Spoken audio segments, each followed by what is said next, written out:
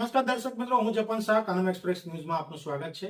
જોઈએ આજના મુખ્ય અને મહત્વના સમાચાર। ભરૂચમાં સોશિયલ મીડિયા પર વિવાદાસ્પદ ટિપ્પણીઓ અને ધાર્મિક લાગણીઓને ઠેસ પહોંચાડવાના આરોપો વચ્ચે મામલો દિવસે ને દિવસે ગરમાતો જઈ રહ્યો છે। મુસ્લિમ સમાજની લાગણીઓ દુભાવવાનો તેમજ દેશની એકતાને ખંડિત કરવાના પ્રયાસો કરનાર તરીકે આરોપી બનેલા તોસીફ પાંચભાઈ ઉર્ફે ટાઈગર તીર્થ વિરુદ્ધ વધુ એક નોંધ લખાઈ છે।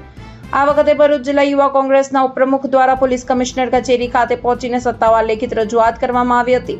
રજૂઆત દરમિયાન જણાવાયું હતું કે આરોપી દ્વારા સોશિયલ મીડિયા મારફતે કરવામાં આવેલા ટિપ્પણીઓથી માત્ર એક સમાજ નહીં પરંતુ સમગ્ર શહેરના શાંતિપૂર્ણ વાતાવરણ પર નકારાત્મક અસર પડી રહી છે।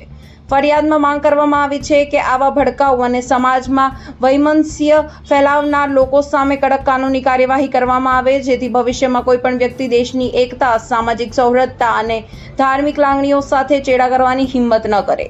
યુવા કોંગ્રેસના આગેવાનો સાથે મોટી સંખ્યામાં કાર્યકરો પણ હાજર રહ્યા હતા અને આરોપી વિરુદ્ધ કડક કાર્યવાહી કરવાની માંગ ઉઠાવી હતી। સમગ્ર મામલે રાજકીય તેમજ સામાજિક માહોલ ગરમાયું હોવાનું જોવા મળી રહ્યું છે। હાલ પોલીસે રજૂઆત સ્વીકારી આગળની તપાસ હાથ ધરી હોવાનું જાણવા મળી રહ્યું છે। રિપોર્ટર રવિ સૈયદ, ભરૂચ। પટેલ, ભરૂચ જિલ્લા યુવા કોંગ્રેસ ઉપપ્રમુખ।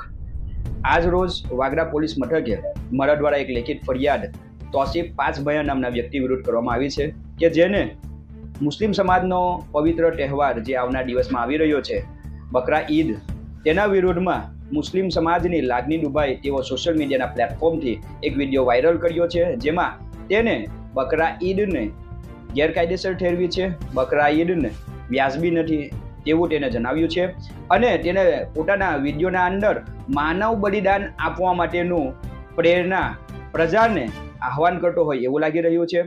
આ વ્યક્તિ વિદેશી છે, ભારત દેશના અંદર કેટલા દિવસથી પોતાના મૂળ સ્થાયી વતન અંકલેશ્વરમાં આવી અને જીવદયા પ્રેમી હોવાનો દાવો કરી રહ્યો છે, પરંતુ આ જીવદયા પ્રેમી ડબલ ચહેરા અપનાવતો હોય એવું લાગી રહ્યું છે, કારણ કે તે વ્યક્તિ પોતે સોશિયલ મીડિયાના પ્લેટફોર્મ ઉપર માંસ મચ્છીનો ખોરાક ગ્રહણ કરે અને પોતાના જે પણ પાલતુ પ્રાણીઓ છે તેમના પાસે પણ કરાવી રહ્યો છે।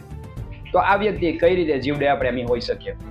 અને સોશિયલ મીડિયાના અંદર કેટલાક તેના ઓડિયો ક્લિપ વાયરલ થઈ રહ્યા છે, જેના અંદર એ વ્યક્તિ કોઈક મહિલા સાથે એકદમ નિમ્ન કક્ષાની ભાષાનો ઉપયોગ કરી અને તેને મા બહેન સમાની ગાળો આપી રહ્યો છે।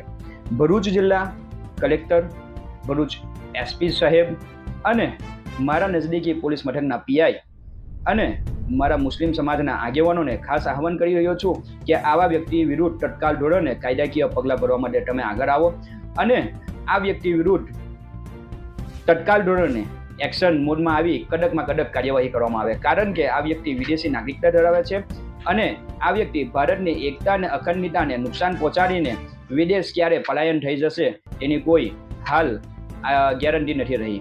એટલા માટે મારી ભરૂચ જિલ્લાના જે પણ લાગતા વળગતા અધિકારીઓ છે તેમને વિનંતી છે કે તત્કાલ ધોરણે આવા વ્યક્તિની ધરપકડ કરવામાં આવે અને ભારત દેશની એકતા અખંડિતતા બની રહે તેવા પ્રયાસ કરવામાં આવે।